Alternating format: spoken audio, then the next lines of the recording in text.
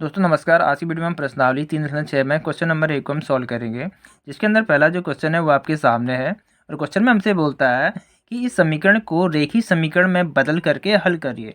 तो दोस्तों इस क्वेश्चन पे मैंने ऑलरेडी ये वीडियो बनाई है, जिसमें मैंने आपको बताया है कि कैसे आप इस समीकरण को रेखीय समीकरण में बदल करके आप हल करके एक्स और वाई का मान बड़ी आसानी से निकाल सकते हो। दोस्तों वो पहला तरीका था। आज की वीडियो में आपको दूसरा तरीका बताऊँगा। दूसरा तरीका क्या है दोस्तों, आप इस समीकरण में डायरेक्ट विलोपन विधि का प्रयोग करके भी आप एक्स और वाई का मान आप बड़ी ही आसानी से निकाल सकते हो। ठीक है, तो दोस्तों आपको आज की वीडियो को बड़े ही अच्छे से और ध्यान से बगैर स्किप किए हुए लास्ट तक देखना है, ताकि आपको पता चल सके कि इस समीकरण में विलोपन विधि का प्रयोग कैसे करते हैं और कैसे आप इस समीकरण में एक्स और वाई का मान बड़ी आसानी से आप कैसे निकाल सकते हो। तो चलिए दोस्तों वीडियो को स्टार्ट करते हैं।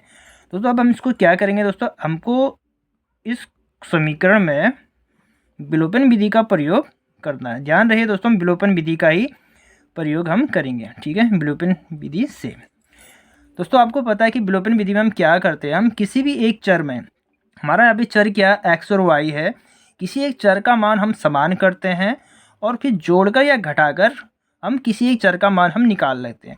तो हम इसको मान लेते हैं समीकरण 1, इसको मान लेते हैं समीकरण 2। ठीक है दोस्तों, ध्यान से समझिए। अब दोस्तों देखिए, ये हमारा चर है एक्स और वाई, लेकिन हमारा जो चर का जो हर है वो समान नहीं है। आप यहाँ पे देखिए, अंश तो दोनों के समान है, यहाँ भी एक है, एक एक हर जगह एक एक है, लेकिन हर जो हमारे समान नहीं है। तो हमको वाई के चर या एक्स के चर में किसी एक चर का हम समान करेंगे।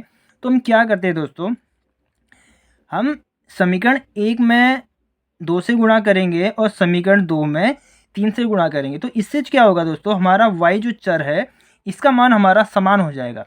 जब हम समीकरण 1 के हर में 2 से गुणा करेंगे तो 6 हो जाएगा, समीकरण 2 में 3 से गुणा करेंगे तो 6 हो जाएगा। दोनों ही समीकरण के चिन्ह हमारे प्लस हैं, तो हम क्या करेंगे, दोनों ही समीकरण को हम घटा देंगे। तो हम इसको एक लाइन में कैसे लिखेंगे, जरा ध्यान से समझिए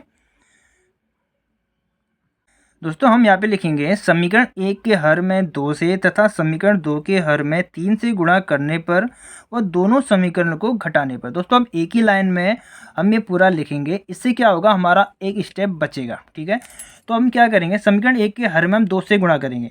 तो समीकरण 1 है हमारा 1/3x। ठीक है, तो हम इसमें क्या कर रहे हैं, 2 से गुणा करेंगे तो हमारा क्या हो जाएगा, 1/4x। ध्यान रहे दोस्तों, हमने हर लिखा है तो हम हर में ही गुणा करेंगे, अंश में हम कोई भी छेड़खानी नहीं करेंगे। प्लस 1/3y है, 2 से गुणा करेंगे तो ये हो जाएगा 6y इक्वल टू 2/, क्योंकि हमारे उसमें 2 के बट्टे में कुछ नहीं था तो 2 हमारा नीचे आ जाएगा हर में, तो 2/2 हो जाएगा। ठीक है, अब हमारा समीकरण 2 है 1/3x, तो हमको समीकरण 2 में क्या करना है, 3 से गुणा करना है। तो क्या आ जाएगा, 1/9x प्लस आगे क्या आएगा, 1/2y है दोस्तों, 3 से गुणा करेंगे तो ये भी हो जाएगा 6y इक्वल टू 13/, दोस्तों हर में हमारा यहाँ पे 6 है, दूसरी समीकरण में हम 3 से हम गुणा कर रहे हैं 3 से, तो ये हो जाएगा 3 छक्का 18, क्योंकि हमने हर में गुणा करा है तो हर में हम दोनों ही पक्षों में गुणा करेंगे। क्योंकि दोस्तों हमने यहाँ पे समीकरण में लिखा था कि दोनों ही समीकरण को घटाने पे, तो हम इसमें समीकरण 1 में से समीकरण 2 को हम घटा देंगे। तो क्या होता है, घटाने में प्लस का चिन्ह माइनस और माइनस का प्लस हो जाता है। ठीक है, तो हम इसमें घटाएंगे तो दोस्तों ये तो हमारा कैंसिल हो जाएगा। ठीक है, ये माइनस का है प्लस का, ये हमारा कट गया।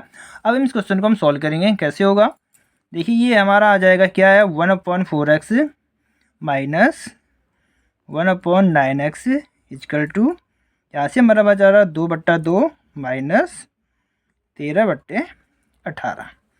तो अब हम क्या करेंगे, यहाँ पर हम एलसीएम लेंगे दोस्तों। अब हम यहाँ से एलसीएम लेंगे तो एलसीएम हमारा आएगा 36x, क्योंकि दोस्तों x दोनों में हमारे x हैं, तो x हमारा समान है तो हमारा सिर्फ अंकों का ही गुणा होगा। ठीक है, तो 36 आ गया, तो हमने नीचे 9 से गुणा करा है तो ऊपर भी 9 से करेंगे, तो यह आ जाएगा 9 माइनस, यहाँ हमने 4 से गुणा करा है तो ऊपर भी हम 4 से गुणा करेंगे। यहाँ पर भी हम एलसीएम लेंगे, एलसीएम आएगा हमारा 18, तो 9 से नीचे गुणा किया तो ऊपर भी 9 से करेंगे तो हो जाएगा 18 माइनस का 13। अब क्या आया, ये हमारा आया 36x, ऊपर हमारा माइनस होगा, ये हमारा आ जाएगा 5 इक्वल टू, यहाँ पर भी हमारा बचेगा 5/18। अब हम यहाँ पे क्रॉस मल्टीप्लाई करेंगे तो ये हो जाएगा 18×5 = 90 इक्वल टू 36 का गुणा हमारा 5 में हो जाएगा, तो हमारा क्या आ जाएगा, 180x हो जाएगा। क्योंकि दोस्तों हमको x का मान हमको निकालना है, तो हम क्या करेंगे, 90 180 को हम इस तरफ लेकर के जाएंगे तो इसके बट्टे में चला जाएगा, इक्वल टू एक्स, 90 डिवाइड होगा 1 से, ये हो जाएगा 2 से। तो इस तरीके से हमारे पास क्या आया, 1/2 इक्वल टू एक्स। तो दोस्तों x का मान हमको मिल चुका है, x का मान आया 1/2। अब हम क्या करेंगे, इस x का मान किसी भी समीकरण में हम रख सकते हैं। दोस्तों हमारा x का मान आया था 1/2। अब हम क्या करेंगे, x का मान समीकरण 1 में रखने पर, तो हमारा समीकरण 1 है 1/2x plus 1/3y equal to 2। अब इसमें x का मान रखेंगे तो ये हमारा क्या आएगा, 2 इंटू एक्स की जगह हमारा क्या आया 1/2, ठीक है, प्लस 1/3y इक्वल टू 2। दोस्तों 2 से तो ये 2 हमारा कैंसिल हो जाएगा, तो हमारा यहाँ क्या बचा, 1 प्लस 1/3y इक्वल टू 2, ठीक है। दोस्तों एक का आप भागा देंगे तो फिर भी एक ही आएगा, तो 1/1 भी लिख सकते हैं, कोई फ़र्क नहीं पड़ता है।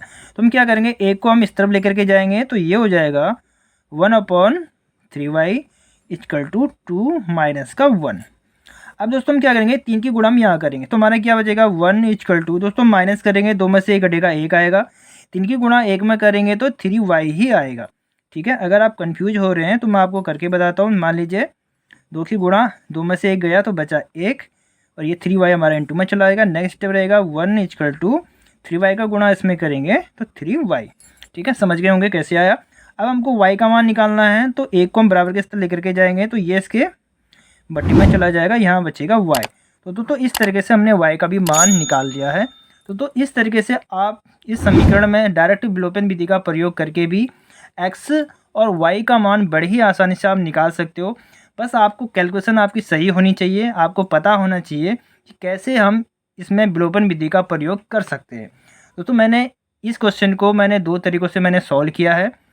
पिछली वीडियो में मैंने आपको बताया था कि कैसे आप इस समीकरण को रेखीय समीकरण में बदल करके वह हल कर सकते हैं, और आज की वीडियो में मैंने आपको बताया कि इस समीकरण में आप डायरेक्ट विलोपन विधि का प्रयोग करके भी x और y का मान आप कैसे निकाल सकते हैं, ठीक है। तो दोस्तों इस प्रकार के क्वेश्चन को आप 2 तरीक़ों से बड़े ही आसानी से आप सॉल्व कर सकते हो। तो दोस्तों मिलते हैं नेक्स्ट वीडियो में।